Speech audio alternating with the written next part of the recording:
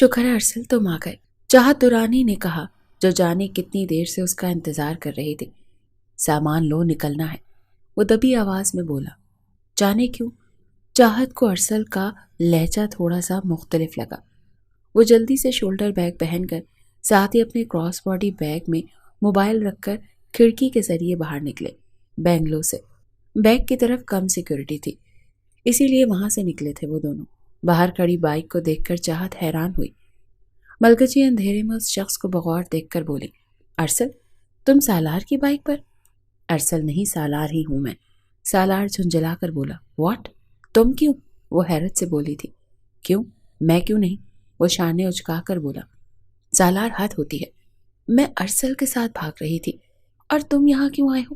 چاہت چڑھ کر بولی۔ اچھا، یہ تو مجھے پتا ہی نہیں تھا۔ بائی دا وے، بھاگ کیوں رہی ہو تم؟ وہ آنکھیں گھماتا ہوا بولا۔ اس کا انداز سراسر مزاحیہ تھا، وہ اچھی طرح سمجھ رہی تھی۔ شٹ اپ، نکلو یہاں سے، ایسا نہ ہو ہم دونوں پکڑے جائیں، اس کے کاندھے پر مکہ مارتی بولی تھی۔ اچھا بابا، چلتا ہوں، اپنے ہاتھ کا استعمال مجھ پر نہیں ارسل پر کیا کرو، سمجھی؟ مجھے بھی تم سے فری ہونے کا کوئی شوق نہیں ہے، پر حد ہوتی ہے ہر چیز کی۔ ٹھیک ہے، ارسل کے سارے کام تم کرتے ہو، اب اس کی گرل فرینڈ کو بھی تم ہی بھگاؤ گے؟ چاہت کو غصہ آ رہا تھا، وہ بھی ارسل پر۔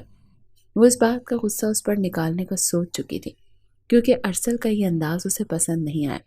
خدایا، چپ کر جاؤ، لڑائی بعد میں کر لیں گے، فی الحال نکلیں تو صحیح تمہارے اس ماں باپ کے محل سے، سالار نے کہا۔ تم؟ اتنا کہہ کر وہ ہونٹ بھینچ گئی۔ خدا کے لیے چپ کر جاؤ، اس کا ہاتھ تھام کر بولا۔ جلدی سے بیٹھو بائک پر۔ اور یوں وہ سالار کی بائک پر سالار کے پیچھے بیٹھ کر اپنے باپ کے محل سے بہت دور نکل آئی تھی۔ تقریباً 15 سے 20 منٹ کے بعد وہ چیخ کر بولی، رکو رکو سالار، کیا ہوا؟ وہ بائک روک کر بولا۔ ارسل کہاں ہے؟ کہاں جا رہے ہیں ہم؟ چاہت نے پوچھا۔ اکرم کے فارم ہاؤس پر چلتے ہیں، ارسل نے کہا تھا وہاں پہنچنے کو، سالار نے بتایا۔ اکرام کے فارم ہاؤس پر کیوں؟ وہ حیرت سے بولی۔ کیونکہ اسے پتا تھا کہ اکرام اور علینا فورن گئے ہوئے ہیں ہنی مون ٹرپ پر۔ اب میرا سر کیوں کھا رہی ہو؟ بھاگنا تمہارا اور ارسل کا پلان تھا، بیچ میں مجھے پھنسا دیا تم دونوں نے۔ خود تو تمہیں لینے نہیں آیا، مجھے کہا کہ تمہیں لے کر وہاں پہنچو تاکہ تم دونوں نکاح کرو اور اپنے ماں باپ کو اس شادی کے لیے راضی کرو۔ مجھے بس اتنا پتا ہے، آگے مجھے نہیں پتا کہ ارسل نے کیا سوچ رکھا ہے، سالار نے صاف لہجے میں کہا۔ اندر ہی اندر سالار گھبرا رہا تھا، کیونکہ اسے پتا تھا کہ لڑکی بھگانا کوئی اچھا کام نہیں ہے، پر وہ اپنی دوستی میں یہ سب کچھ کر گیا تھا۔ اچھا ٹھیک ہے، چلو اکرام کے فارم ہاؤس پر، چاہت نے کہا۔ ٹھیک ہے چلو، سالار نے کہا، اور دونوں بائک پر بیٹھ گئے۔ ارسل تو وہاں ہوگا نا؟ جانے کیوں اندر ہی اندر چاہت کو گھبراہٹ ہو رہی تھی، اسی لیے دوبارہ ارسل کے ہونے کا پوچھنے لگی، سالار سے کنفرم کرنے لگی۔ چاہت کے پوچھنے پر وہ بولا، مجھے نہیں پتا۔ اس سے کہا تو یہی تھا کہ وہیں پر ملے گا وہ، گواہوں اور مولوی کے ساتھ۔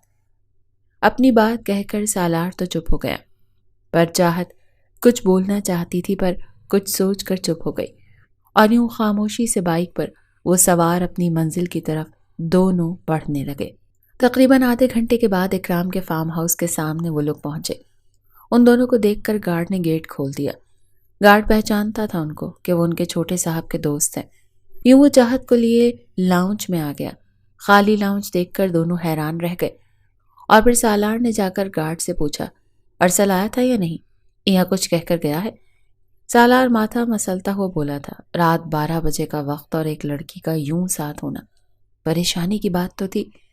پھر سالار نے دل کو تسلی دی، یہ سوچ کر کہ شاید مولوی اور گواہوں کے انتظام میں تھوڑا ٹائم لگ گیا ہوگا، ورنہ ارسل آتا ہی ہوگا۔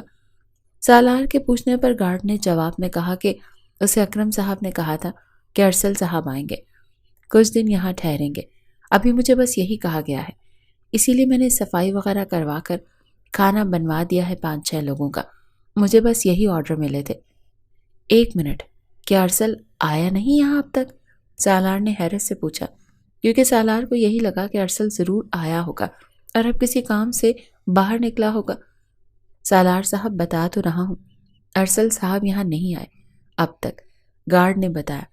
سالار کو گارڈ سے بات کرتے ہوئے دیکھ کر چاہت وہیں چلی آئی تھی اور دونوں کی باتیں بغور سننے لگی تھی۔ चाहत और सालार ने एक दूसरे को हैरत से देखा, वो भी गार्ड की बात सुनकर। मैं कॉल करती हूँ अरसल को। चाहत के चेहरे पर अब परेशानी देखने के लायक थी। हाँ, ये बेहतर रहेगा, तुम कॉल करो उसे, सालार ने कहा। दोनों उसका नंबर मिलाने लगे, बारी बारी अपने मोबाइल से।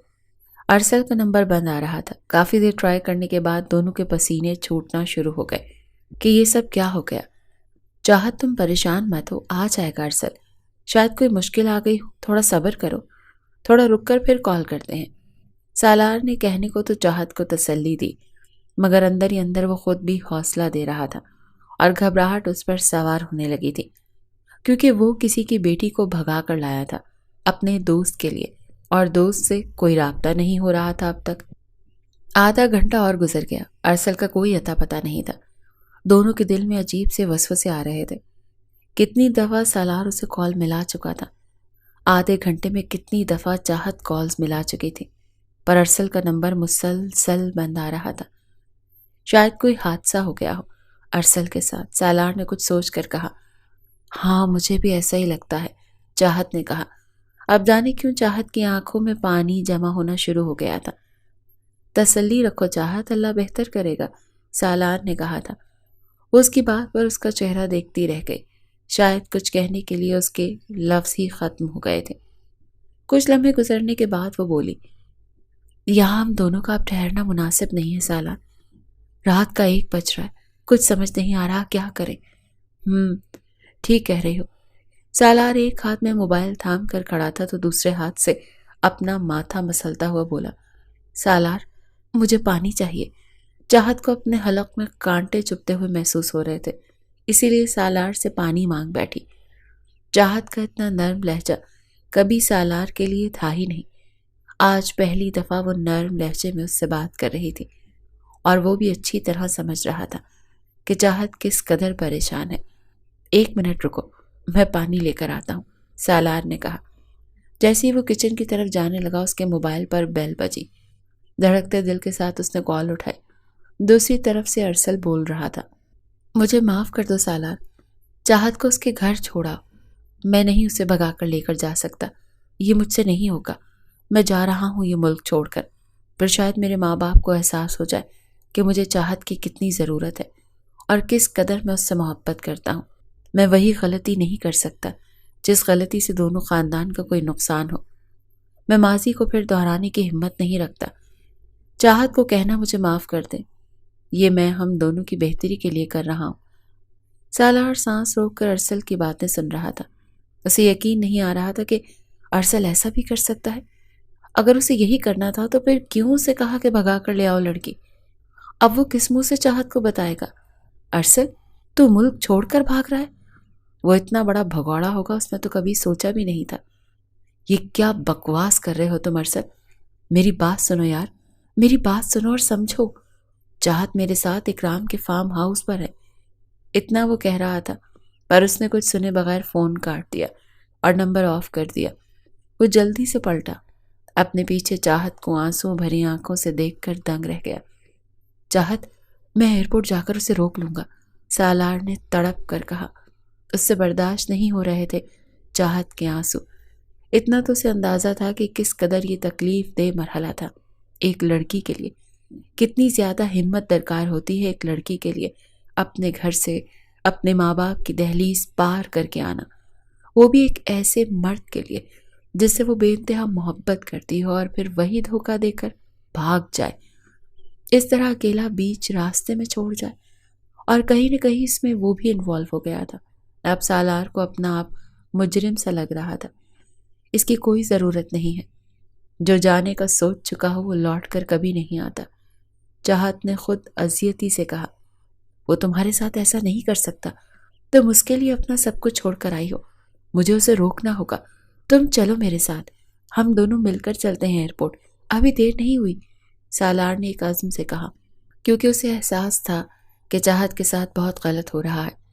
मुझे अरसल की बातों में नहीं आना चाहिए था, मुझे माफ़ कर दो चाहत, सालार बेबसी से बोला था, क्योंकि वो अपने आप को भी इस सब का जिम्मेदार समझ रहा था। ना वो अरसल की बात मानता, न चाहत का इतना बड़ा नुकसान होता। अरसल थोड़ा कम हिम्मत ज़रूर था, इतना तो सालार को पता था, पर اتنا بڑا بزدل نکلے گا یہ اس نے نہیں سوچا تھا۔ اگر ہمت نہیں تھی اپنے فیصلے پر قائم رہنے کی تو ایسے فیصلے کیے ہی کیوں تھے جس کے عوض کسی اور کی ذات پر انگلیاں اٹھیں؟ وہ بھگوڑا تو بھاگ جائے گا، پر چاہت کا کیا؟ اس کا جو نقصان ہوگا اس کو کون بھر پائے گا؟ سالار نے دکھ سے سوچا، بس اتنا احسان کر دو میری ذات پر کہ مجھے واپس اپنے گھر چھوڑا۔ اللہ نے چاہا تو میرے ماں باپ کو اب تک پتہ نہیں چلا ہوگا کہ ان کی بیٹی رات کے اندھیرے میں نکلی ہے۔ میں سویرا ہونے سے پہلے اپنے گھر پہنچنا چاہتی ہوں اور اپنے ماں باپ کے قدموں میں گر کر ان کا ہر فیصلہ مان لوں گی اور اعتراف کر لوں گی کہ محبت جیسا جذبہ کچھ بھی نہیں سوائے خسارے کے۔ اتنا کہہ کر وہ شدت سے رو پڑی۔ سالار چاہ کر بھی اسے تسلی کا ایک لفظ نہ کہہ پایا اور نہ ہی ہمدردی کا ایک بول، کیونکہ کہیں نہ کہیں اس تکلیف کا وہ بھی ذمہ دار تھا۔ جانے انجانے میں ایسا تو وہ کبھی نہیں چاہتا تھا کہ چاہت ساتھ ہو۔ ارسل ڈرپوک ضرور تھا، پر اس قدر ڈرپوک نکلے گا یہ کبھی سالار نے سوچا بھی نہیں تھا۔ سالار ایک نڈر قسم کا بندہ تھا، کہنے کو تو ایک مڈل کلاس فیملی سے تعلق رکھتا تھا، جبکہ چاہت اور ارسل دونوں ہائی کلاس فیملی سے بلانگ کرتے تھے۔ پر ارسل اور سالار کالج کے زمانے کے دوست تھے۔ ارسل کے کئی کام سالار کر دیا کرتا تھا، جس کے بدلے ارسل اس کے مالی خرچے اٹھا لیتا، ساتھ ہی ساتھ اپنے ساتھ اس کی بھی عیاشیاں افورڈ کر لیتا تھا۔ وہ ایک دوسرے کے بیسٹ فرینڈ ہونے کے ساتھ ساتھ ایک دوسرے سے اپنا مطلب پورا کر لیتے تھے۔ ارسل اس پر اپنی دولت لوٹایا کرتا تھا اور وہ ارسل کے کام کر دیا کرتا تھا، ہر قسم کے۔ آج بھی ارسل کے کہنے پر سالار چاہت کو بھگا کر لایا تھا تاکہ ان دونوں کا نکاح ہو جائے اور وہ اپنے گھر والوں کو اس شادی کے لیے منا سکیں۔ سالار کو اندازہ بھی نہیں تھا کہ اس طرح ارسل بھاگ جائے گا۔ اگر ذرا سا بھی اندازہ ہوتا تو کبھی بھی وہ اس کام میں اس کا ساتھ نہ دیتا۔ پلیز مجھے میرے گھر چھوڑاؤ، جلدی سے، مجھے اپنے ماں باپ کے پاس جانا ہے، اس نے سسکتے ہوئے ایک بار پھر کہا، جس پر وہ جلدی سے بولا، چلو تمہیں چھوڑاؤں۔ یوں دونوں نے واپسی کا سفر شروع کیا۔ کیا واقعی اتنا آسان تھا واپسی کا سفر؟ کیا ہر کوئی انسان غلطی کر کے اتنی جلدی واپسی کر سکتا ہے؟ اور کیا حقیقی زندگی میں واپسی کا موقع سب کو ملتا ہے یا نہیں؟ یہ تو وقت نے بتانا تھا۔ دونوں اپنی اپنی سوچوں میں گھرے تھے۔ چاہت کو احساس ہو گیا تھا کہ ماں باپ سے بڑھ کر کچھ بھی نہیں ہے، کسی مرد کی محبت نہیں ہے، اور سالار کو احساس ہو گیا تھا کہ دوستی میں کبھی بھی اپنے مورل چھوڑ کر کوئی کام نہیں کرنا چاہیے۔ اکمل دورانی کے 2 بچے تھے، کمال دورانی اور صبا دورانی۔ دونوں بھائی بہن تھے، دونوں میں 2 سال کا فرق تھا۔ ماں باپ کے گزرنے کے بعد کمال دورانی نے سوچ لیا تھا کہ وہ پہلے اپنی چھوٹی بہن کی شادی کریں گے، پھر خود شادی کریں گے۔ کمال دورانی اپنے باپ کا بزنس سنبھال رہا تھا۔ صبا کی شادی دور کے رشتہ داروں داؤد دورانی سے ہوئی تھی۔ داؤد دورانی کا ایک بڑا بھائی دلاور دورانی تھا، جس نے اپنے دونوں چھوٹے بھائی بہن داؤد اور نتاشا کو پالا تھا۔ نتاشا دونوں بھائیوں کی لاڈلی تھی۔ نتاشا کو کمال دورانی پسند آ گیا تھا، جس کا کھلا اظہار بھی کر دیا اس نے اپنے بھائیوں سے۔ دلاور دورانی نے داؤد کو حکم دیا کہ وہ اپنی بیوی کے بھائی سے بات کرے۔ داؤد کی بات کرنے پر کمال نے ڈائریکٹ انکار کر دیا، یہ کہہ کر کہ وہ کسی اور کو پسند کرتا ہے۔ داؤد دورانی یہ بات سن کر چپ ہو گئے۔ جب اس نے دلاور دورانی کو بتایا تو ان سے یہ برداشت نہیں ہوا، کیونکہ وہ نتاشا کی خوشی چاہتے تھے۔ اسی لیے انہوں نے داؤد کو اچھی طرح سمجھایا کہ اپنی بیوی کو کہو کہ اپنے بھائی کو سمجھائے اور اس رشتے کے لیے راضی کر لے۔ صبا نے اپنی طرف سے اپنے شوہر کو سمجھانے کی کوشش کی، یہ مناسب نہیں، اگر بھائی نہیں پسند کرتے نتاشا کو تو میں کیا کر سکتی ہوں؟ داؤد اپنی بیوی کو سمجھا تو اس وقت دیکھتے پر اس کے ساتھ زبردستی نہیں کر سکتے تھے۔ نتاشا کو جیسے ہی پتا چلا کہ اس کی بھابھی کی بیسٹ فرینڈ مریم کو کمال پسند کرتا ہے تو وہ مریم کے گھر پہنچ کر ان مڈل کلاس لوگوں کو بے انتہا ذلیل کیا، یہ کہہ کر کہ آپ جیسے لوگ بیٹیوں کو یونیورسٹی بھیجتے ہی امیر لڑکوں کو پھنسانے کے لیے ہیں، یا ایسی لڑکیوں سے دوستی کرنے کے لیے جن کے بھائی امیر ہوں تاکہ ان کا رشتہ امیروں سے جڑ سکے۔ مریم کے باپ کو اس بے عزتی سے اس قدر صدمہ پہنچا کہ وہ ہاسپٹل پہنچ گئے، اور جب ان کی طبیعت سنبھلی تو انہوں نے جیسے ہی اچھا رشتہ آیا اسے قبول کر لیا اور کمال دورانی کے آئے رشتے کو انکار کر دیا۔ ان دنوں صبا پر زندگی کے دائرے تنگ کر دیے گئے تھے۔ دلاور اور نتاشا نے اس کا شوہر بھی اس سے بدظن ہو گیا، کیونکہ اس کی بیوی اس کی ایک بات نہ منوا سکی اپنے بھائی سے۔ وہ ان دونوں پریگننٹ تھی جب دلاور دورانی نے اسے گھر سے نکلنے کا حکم دیا۔ داؤد کو پر پہلی دفعہ ایسا ہوا وہ انکار کر گیا اپنے بھائی کو اور بولا، میں اپنی بیوی کو نہیں نکال سکتا، آپ لوگوں کی خوشی کے لیے۔ دلاور درانی کو تکلیف ہوئی اور اپنے چھوٹے بھائی کی بات پر وہ اسے خاموش ہونا پڑا کیونکہ وہ اپنے بھائی سے دستبردار نہیں ہو سکتا تھا۔ بہرحال انہی دنوں مریم کی شادی فکس ہو گئی۔ کمال درانی نے اپنی طرف سے بہت کوشش کی کہ ان کے باپ کو سمجھائیں، پر وہ کسی طرح راضی نہیں تھے شادی کے لیے، اور آخر کار جس کا نتیجہ یہ ہوا کہ شادی سے 2 دن پہلے مریم نے بھاگ کر شادی کر لی کمال درانی سے۔ کمال درانی کی شادی کے اگلے دن ہی نتاشا نے خودکشی کر لی۔ نتاشا کی موت کا الزام داؤد نے صبا کے سر پر ڈال دیا کہ اگر وہ اس سب میں اس کی بیوی بن کر ساتھ دیتی تو آج اس کی بہن زندہ ہوتی، اور یوں داؤد نے اپنی بہن کھوئی تو اس نے ایک بھائی کو دوسری بہن سے بھی جدا کر دیا۔ کمال درانی اور صبا درانی کا تعلق ہمیشہ کے لیے ٹوٹ گیا۔ داؤد درانی نے صاف کہہ دیا کہ اگر وہ اپنے بھائی سے ملی تو وہ اسے چھوڑ دے گا۔ صبا بیگم نے اپنے بھائی سے سب تعلق توڑ لیے۔ کتنا عرصہ داؤد درانی کہیں بھی صبا کو لے کر نہیں جاتا تھا، پر آخر کب تک وہ اپنی بہن کا سوگ مناتا۔ وہ اس صدمے سے نکل تو آیا تھا، پر کمال سے اس کی نفرت کبھی کم نہ ہوئی تھی۔ اللہ نے داؤد کو 3 اولادیں دی تھی، پر 2 بچے کم عمری میں گزر گئے۔ صرف ایک بیٹا ارسل درانی ہی زندہ تھا جو ان کی کل کائنات تھا۔ دوسری طرف کمال درانی اور مریم بیگم کی صرف ایک ہی اکلوتی بیٹی چاہت درانی تھی جو ان کی محبت کی نشانی تھی، اور خدا کی قدرت کہ ان کو دوبارہ کبھی اولاد ہی نہیں ہوئی۔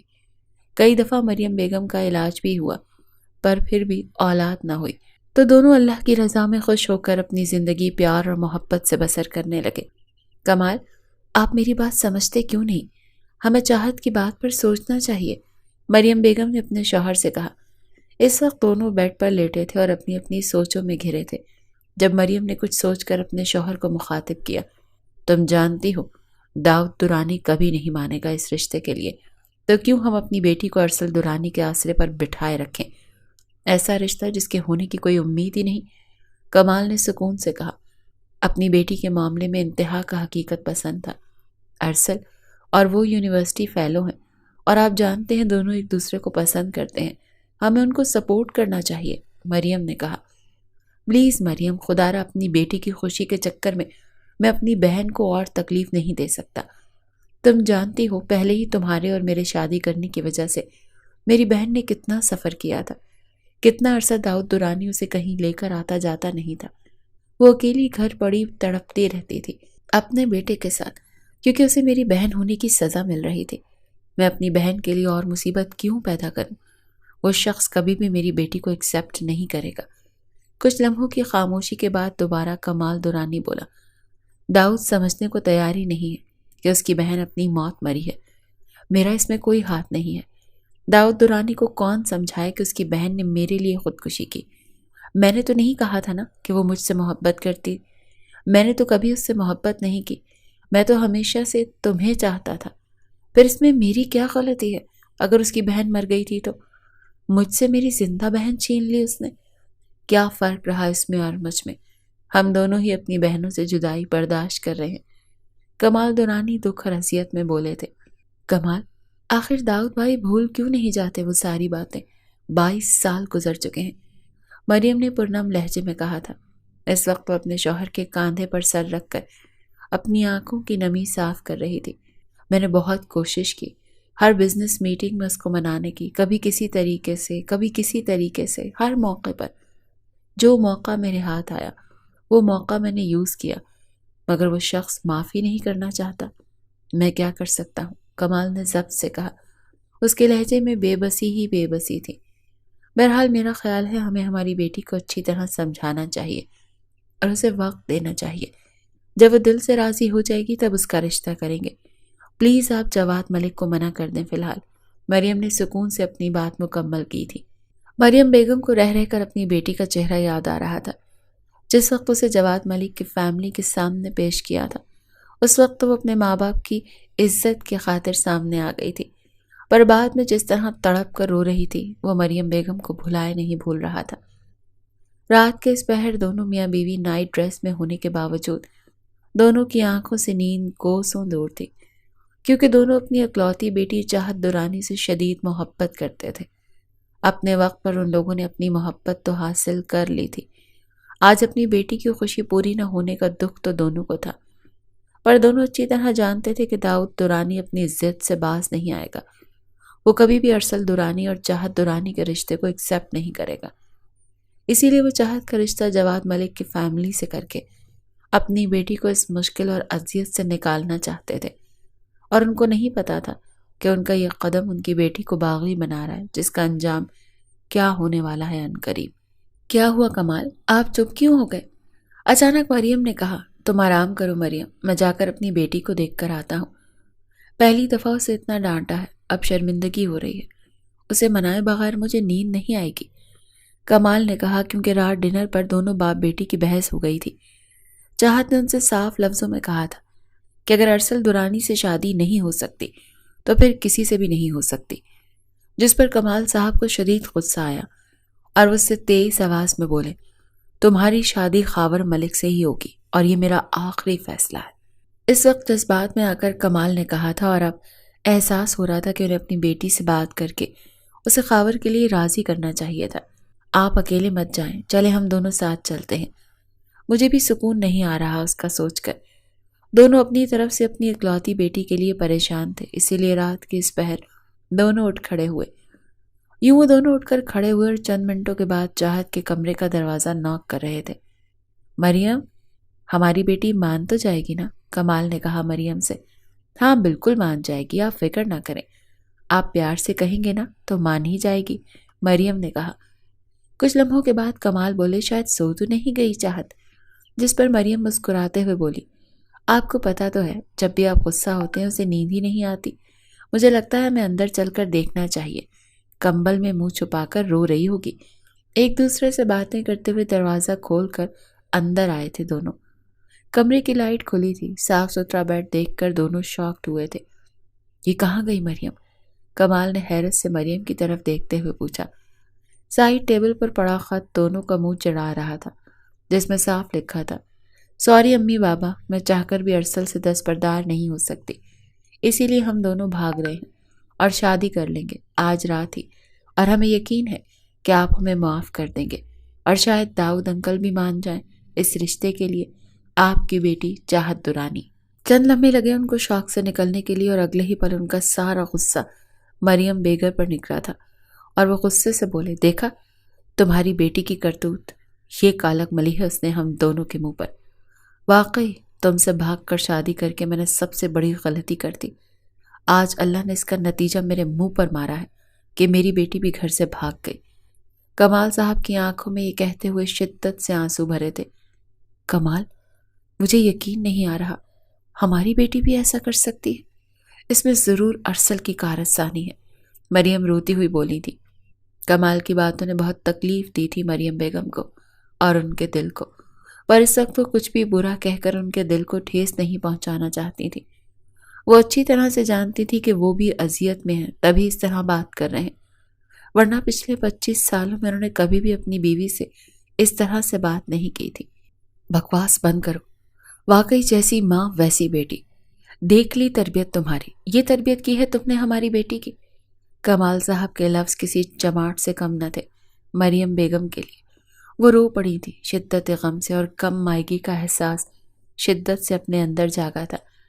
پھر کچھ سوچ کر کمال بولے، میں بھی داؤد درانی کو فون کرتا ہوں اور پوچھتا ہوں اس کے بیٹے کی اتنی ہمت کہ میری بیٹی کو بھگا کر لے گیا، عزت سے آ کر رشتہ مانگ لیتا، میں کون سا منع کر دیتا، ان لوگوں کو آخر میری بہن داؤد درانی کی بیوی ہے۔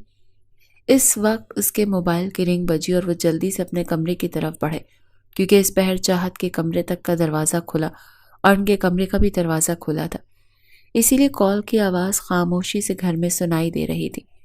وہ جلدی سے کمرے کی طرف بڑھی، نیا نمبر دیکھ کر حیرت ہوئی، جسے کان پر فون لگایا، دوسری طرف کی آواز ان کو شوق کر رہی تھی۔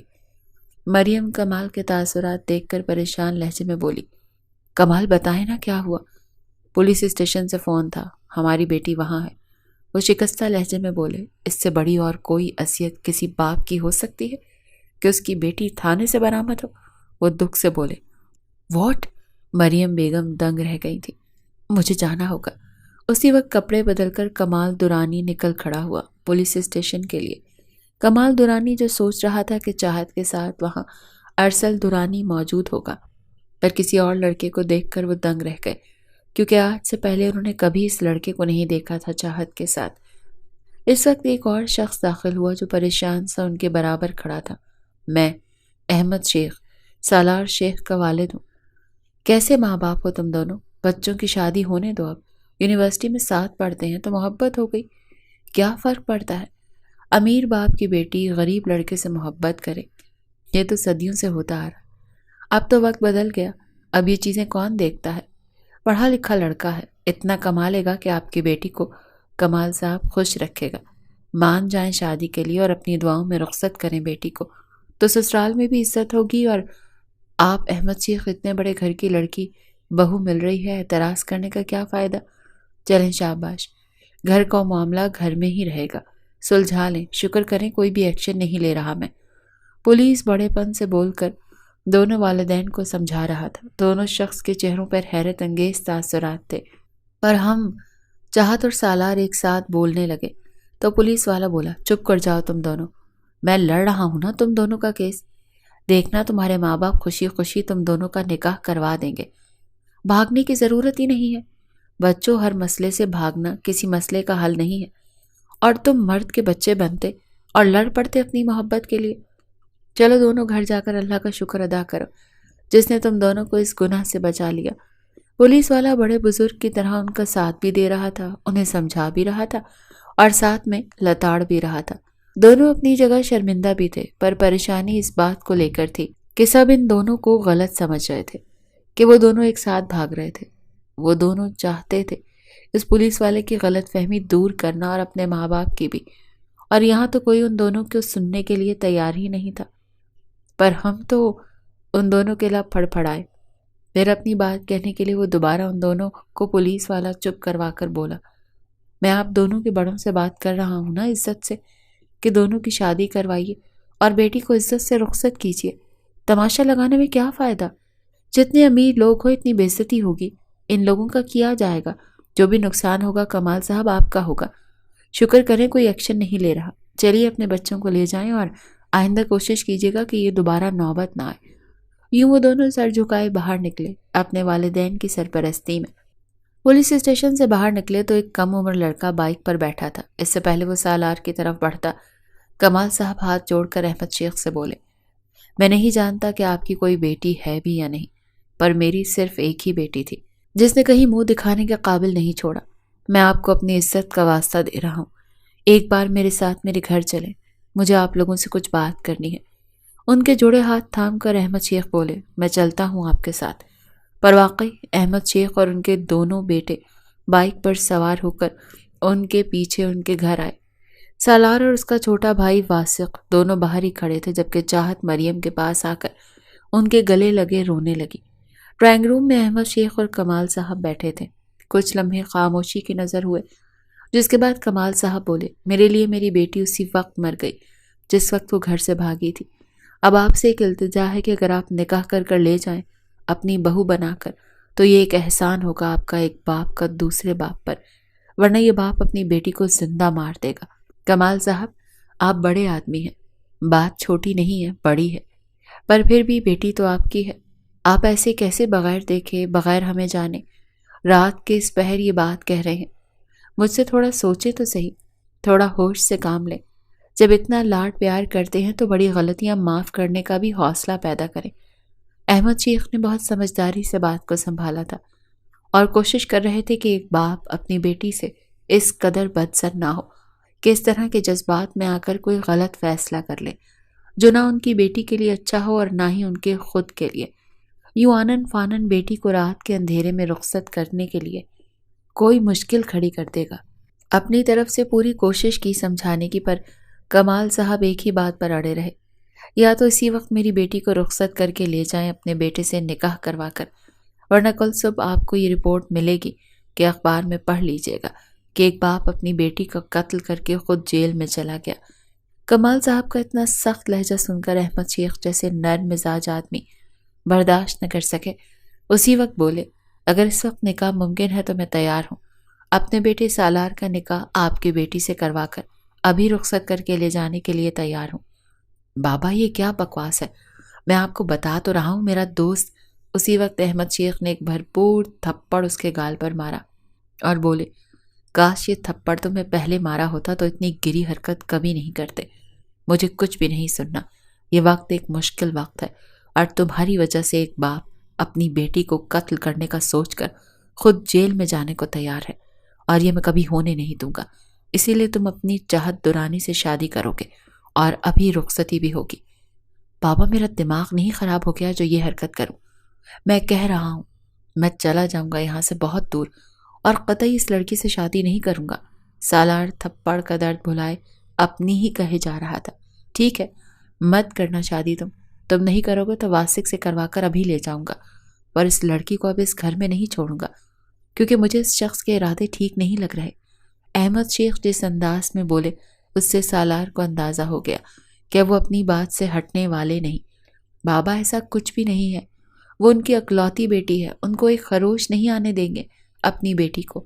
آپ سمجھ کیوں نہیں رہے؟ سالار نے کوشش کے طور پر سمجھانا چاہا۔ تم چپ کر جاؤ، جانتا ہوں کہ ہمیشہ تم اپنی منمانی کرتے ہو، میری سنتے نہیں ہو۔ میں بتا دیتا ہوں کہ اگر تم یہاں سے گئے تو میں واسق سے اس کا نکاح کر دوں گا۔ سالار اپنے باپ کی بات پر دنگ رہ گیا اور حیرت سے دیکھنے لگا۔ واسق تو ایک 16 سالہ لڑکا تھا۔ وہ خود شوق ہو کر دیکھنے لگا اور اس کی ہمت نہیں تھی اپنے باپ کے آگے کچھ کہہ سکے۔ بابا کسی ڈرامے کی ضرورت نہیں ہے، میں خود نکاح کرنے کے لیے تیار ہوں، بس جا کر کہہ دیں۔ سالار شکستہ لہجے میں بول کر اپنے احتجاجی ہتھیار پھینک چکا تھا۔ پاپا یہ آپ کیا کہہ رہے ہیں؟ میں قطعی شادی نہیں کروں گی سالار سے، آپ جانتے ہیں میں اور چاہت اپنی بات مکمل نہ کر پائی جب کمال ان کی بات کاٹ کر بولے، بس اپنی بکواس بند کرو۔ اس وقت پولیس اسٹیشن سے تم اور سالار ایک ساتھ آئے ہو۔ کہاں ہے ارسل جس کی تم محبت کے دعوے کر رہی تھی؟ واقعی وہ ماں باپ شریف ہیں جن کا بیٹا بھی شریف نکلا، جو تمہاری ماں نے میرے ساتھ بھاگ کر شادی کی۔ دیکھ لیا اس کا نتیجہ کہ ہماری بیٹی بھی کیسی نکلی۔ تم نے ثابت کر دیا کہ ہم تمہاری تربیت کرنے میں چوک گئے، اور کتنا ذلیل کرو گی ہمیں۔ ابھی تو تھانے سے لے کر آیا ہوں تمہیں۔ کمال صاحب نے ایک ہی وار میں دونوں ماں بیٹی کو بے عزت کر کے رکھ دیا۔ مجھے کچھ نہیں پتا، میں قطعی شادی نہیں کروں گی سالار کے ساتھ۔ آپ مجھے اس گھر کے ایک کمرے میں بند کر کے رکھ دیں، میں وہ سزا کاٹنے کے لیے تیار ہوں، پر سالار سے شادی نہیں کروں گی، سمجھے آپ؟ اگر کمال صاحب سے ضدی تھے تو ان کی بیٹی چاہت بھی انہی کی طرح ضدی تھی، اسی لیے نڈر لہجے میں اپنا فیصلہ سنا گئی۔ شادی تو تمہاری اچھے اچھے بھی کریں گے۔ اٹھو، اگر تم نے نکاح نہیں کیا اور اس گھر سے رخصت نہیں ہوئی تو یاد رکھنا تمہاری ماں کو طلاق دے کر تم دونوں کو چھوڑ کر ہمیشہ کے لیے چلا جاؤں گا۔ اور ایک بات میری یاد رکھنا، اپنی عزت کے معاملے میں میں کوئی کمپرومائز نہیں کروں گا۔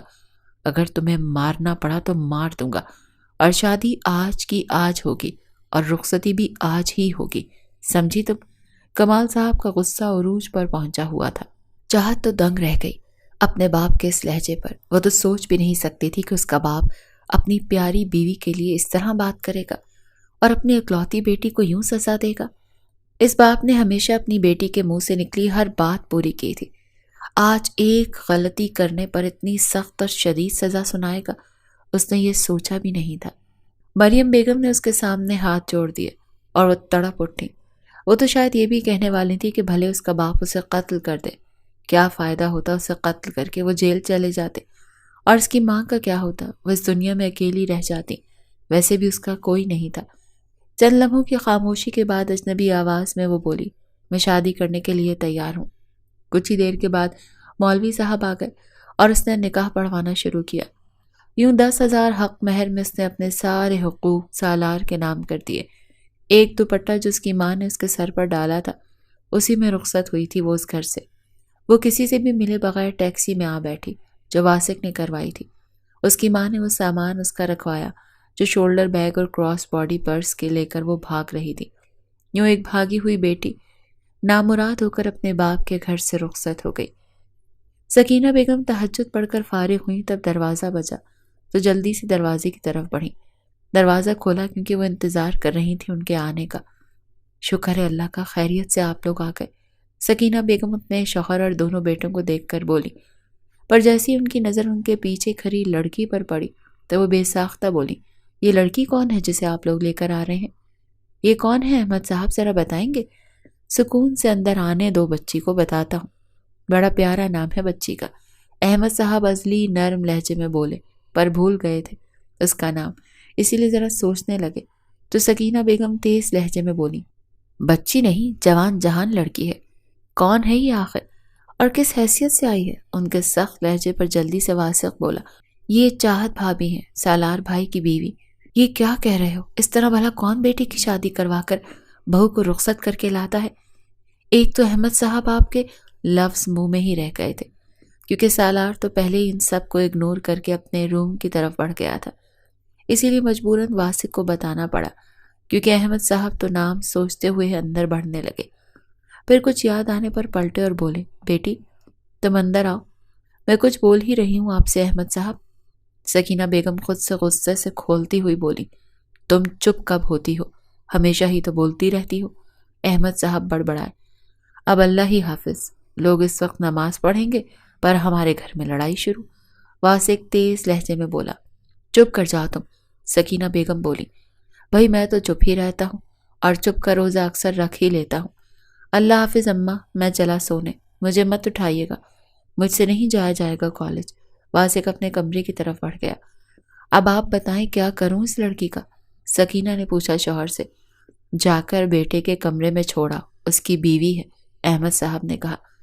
مجھے لگتا ہے اس وقت سہرش کے کمرے میں چھوڑتے ہیں، پھر صبح دیکھیں گے کیا کرنا ہے، کیونکہ جس طرح سالار اسے یہاں چھوڑ کر گیا ہے اس کا مطلب ہے کہ… احمد صاحب سکینہ کی بات کاٹ کر بولے، ہاں ہاں جاؤ، اسے بھی سہرش کے کمرے میں ہی چھوڑا، آرام کے لیے، تھک گئی ہوگی بچی۔ یوں سکینہ کے کہنے پر وہ اس کے پیچھے ایک چھوٹے سے کمرے میں آئی، جہاں 2 سنگل بیڈ تھے اور ایک بیڈ پر 20 سالہ لڑکی سوئی ہوئی تھی۔ اس بیڈ پر سو جاؤ ابھی۔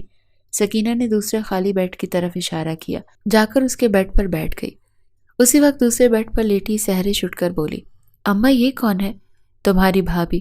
اتنا کہہ کر وہ پیر پٹکتی ہوئی چلی گئی اور سہرش ہکا بکا ہو کر اسے دیکھنے لگی۔ چاہت میں اب ہمت ہی نہیں تھی اس کے سوالوں کا جواب دینے کی، اسی لیے چادر اٹھا کر اپنے اوپر ڈالی اور جلدی سے لیٹ کر سوتی بن گئی۔ کتنی دیر وہ بے آواز روتی رہی، آخر کار نیند کی دیوی اس پر مہربان ہوئی اور وہ نیند کی وادیوں میں اتر گئی۔ اگلی صبح سکینہ بیگم نے سالار سے کہا وہ اپنی بیوی کو اپنے کمرے میں لے جائے۔ اس نے کوئی خاص تاثر نہیں دیا، بس سکون سے ناشتہ کرتا رہا۔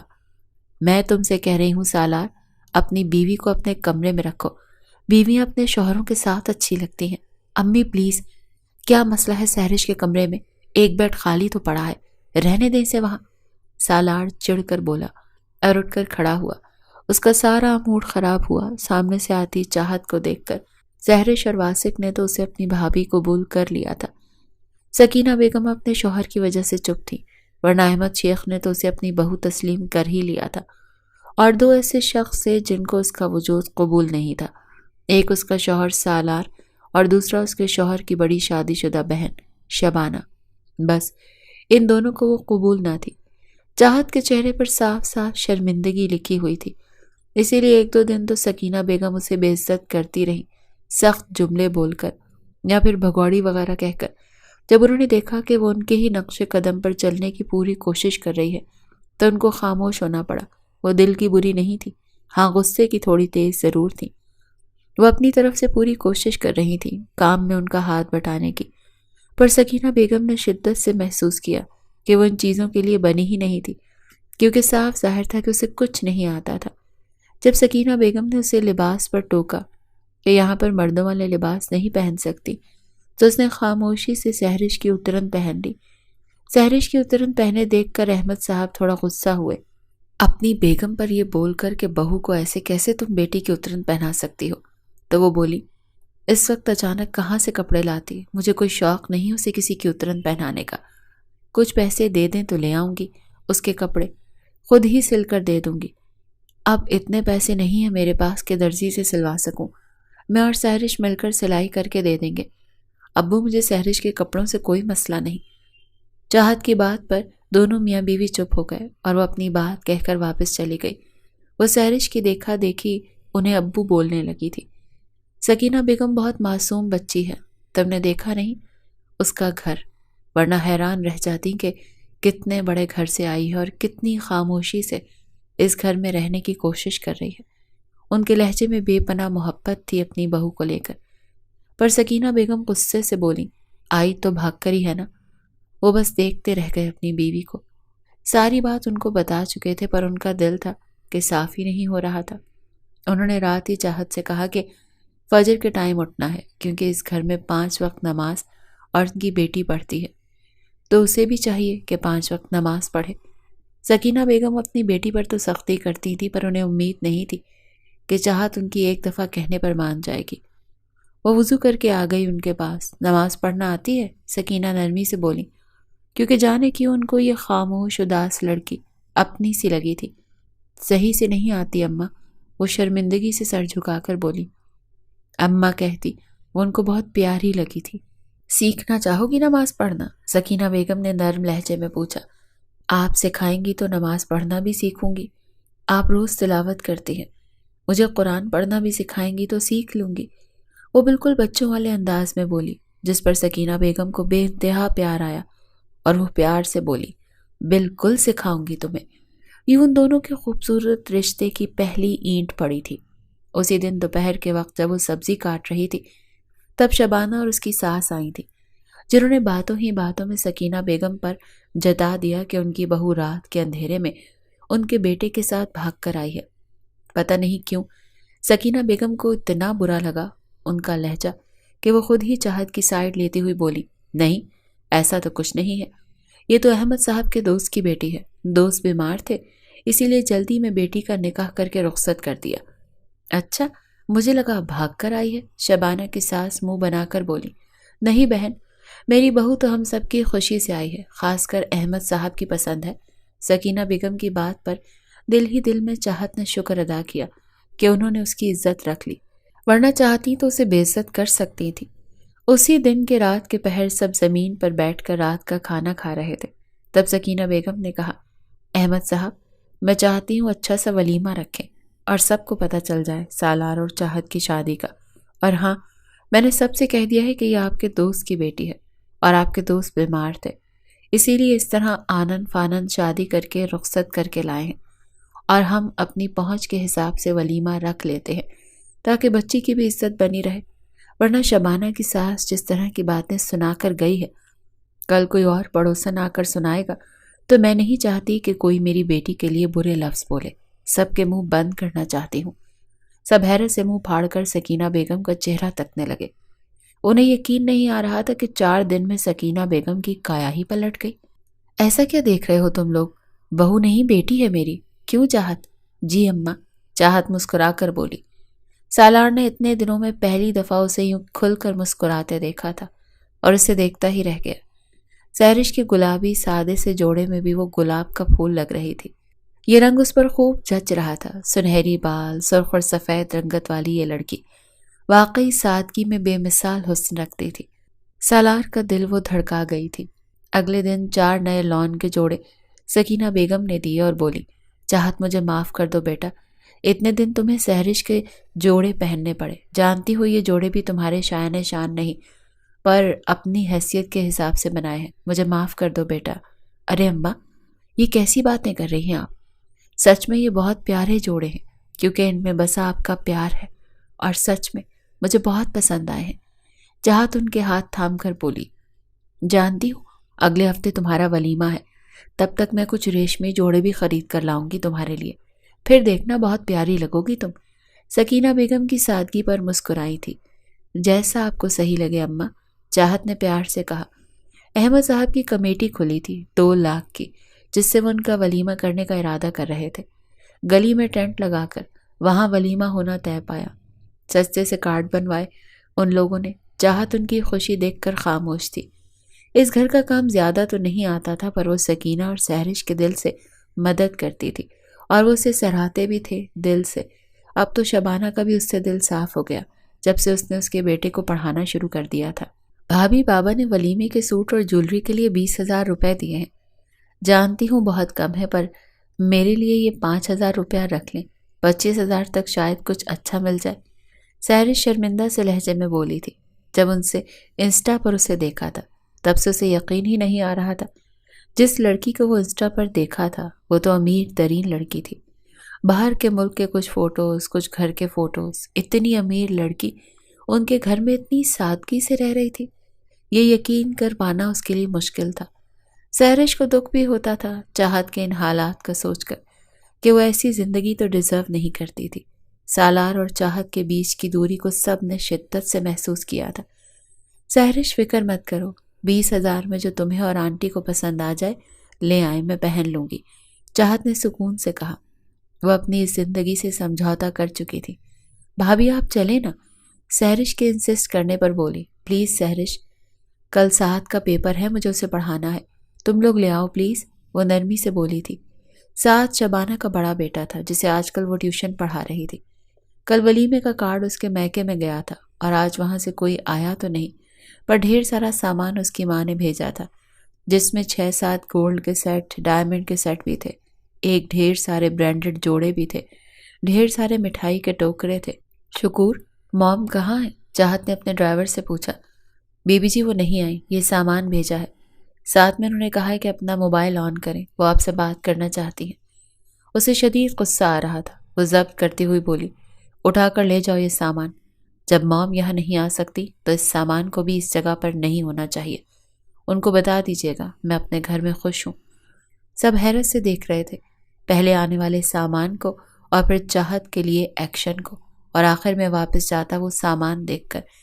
اماں، میں نے کچھ غلط تو نہیں کیا؟ چاہت سیدھا سکینہ بیگم کے قدموں میں بیٹھی پوچھ رہی تھی، جو ابھی تک شوق میں تھی اتنا سامان دیکھ کر۔ بیٹا، یہ سامان تمہارے ماں باپ نے بھیجا ہے تو فیصلہ تمہارا ہے، تم اسے رکھنا چاہتی ہو یا نہیں۔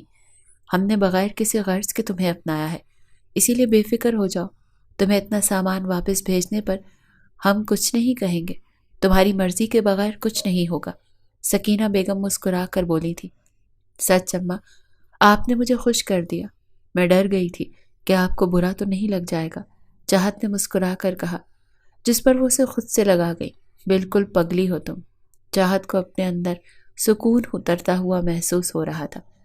سالار نے اپنے باپ کے سامنے اعتراض کیا، کیوں اس نے اتنا سارا سامان واپس بھیج دیا، جس پر احمد صاحب نے اچھی خاصی اس کی بے عزتی کی، یہ کہہ کر کہ تمہارا کچھ بھی بولنے کا کوئی بھی حق نہیں ہے، کیونکہ یہ سب چاہت کا ہے اور مرضی بھی چاہت کی ہوگی۔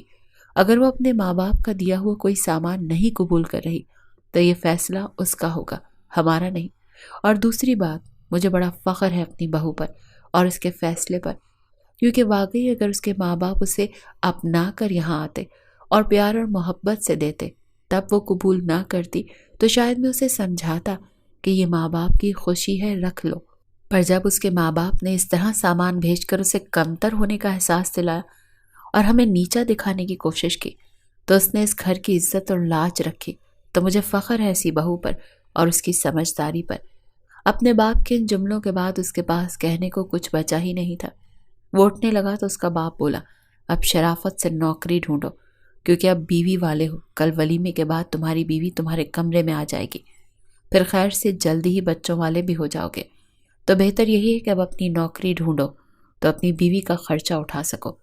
سالار نے جھرجھری لی اپنے باپ کے لفظوں پر، بیوی بچے کا سوچ کر ہی اسے غصہ آنے لگا تھا۔ نوکریاں ٹرے میں پڑی نہیں مل رہی، محنت کر رہا ہوں، جب ملے گی تب کر لوں گا، پھر بھی آپ کی بہو کے لیول کی تو مجھے اتنی جلدی نہیں ملنے والی۔ میں تو اس کے لیے یہ سب کچھ کہہ رہا تھا کہ اگر اپنے ماں باپ کے دیے پیسے اور چیزیں رکھ لیتی تو سکون سے خود کی زندگی گزارتی۔ ہمیں تو ویسے بھی غربت میں رہنے کی عادت ہے، ہمیں تھوڑی اس کے پیسے کی پرواہ ہے۔ میرے لیے آپ کو فکر کرنے کی ضرورت نہیں ہے، مجھے بھی عادت ہوتی جا رہی ہے ایسے ہی رہنے کی، میں خوش ہوں یہاں۔ چاہت کی بات پر سالار کو غصہ تو بہت آیا، جو اچانک آ کر باپ اور بیٹے کی باتوں کے بیچ میں اپنی بات کہہ گئی، پر خود پر ضبط کر گیا، کیونکہ اس وقت احمد صاحب تو چاہت کے گرویدہ ہوئے پڑے تھے۔ اگر ان کے سامنے کچھ کہتا چاہت کو تو فضول میں بے عزتی ہو جاتی ان کے ہاتھوں، اور وہ اپنی بے عزتی خراب کرنے کے موڈ میں نہیں تھا، اسی لیے ایک نظر اسے گھور کر کمرے میں چلا گیا۔